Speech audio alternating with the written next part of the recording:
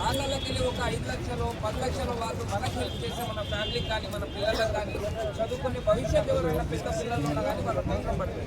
మనం welfare board గురించి ఇంత పర్టికులర్గా ఫైట్ చేయాల్సిన అవసరం తీసుకొచ్చిందంటే ఎప్పుడైతే ఈ తెలంగాణలో ఈ రాజకీయ పరంగా చూసుకున్నట్లయితే మనము తెలంగాణలో కాంగ్రెస్ ప్రభుత్వం రాకన్నా ముందు బాకీ కార్డులో మీరే మెన్షన్ చేశారు సార్, ఏమని వెల్ఫేర్ బోర్డు అవకాశం ఇస్తాము, అదే 12,000 రూపాయలు మీకు సంవత్సరానికి ఇస్తామని చెప్పేసి అన్నారు.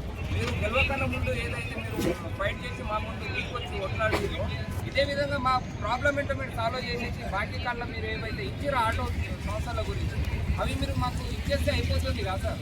ఇది రేట్ ఇష్యూస్ మీరే గవర్నమెంట్ నుంచి కాకుండా ప్రైవేట్ సంస్థల దగ్గర మీరు పోరాడితే మాకు రేట్ ఇష్యూస్ గురించి ప్రాబ్లం ఉండదు.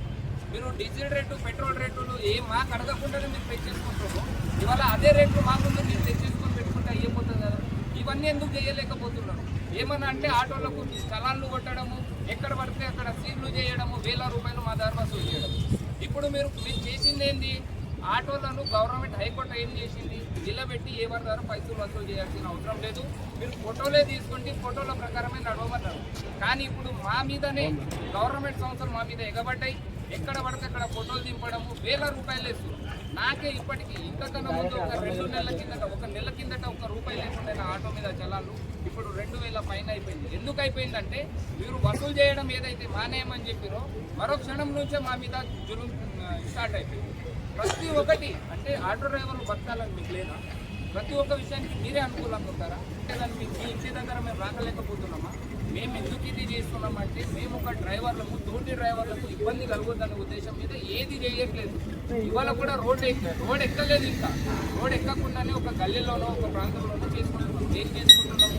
ఈ ఓలా ఊబర్ యాప్లో సంస్థలకు మేము ఏవైతే ఈ నిరాశన అనేది చేస్తామో దానివల్ల వాళ్ళ సేల్స్ రేషియోస్ అనేవి కింద పడిపోతే వాళ్ళకు దానివల్ల వాల్యూ చేయాలనే ఉద్దేశం మీదనే ఇవాళ చేసాం. అది ఆల్ ఇండియా ఓవర్లో ఉంది.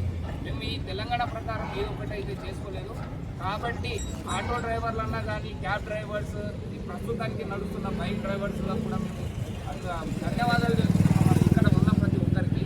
కానీ మీరు ఈ నిరాశలా చేద్దామనే ఉద్దేశం మీ ముందు తీసుకొచ్చినా కానీ మీరు నడుపుతున్నారు. అంటే మీకు ఆటో గురించి కానీ రేట్ ఇష్యూ సమస్యలు లేవా? లేకపోతే మీరు వద్దనుకుంటున్నారా? ఇవాళ ఒక్కరోజు నడుపుకుంటే మా సమస్యలు తీరిపోతాయి అనుకుంటున్నారా?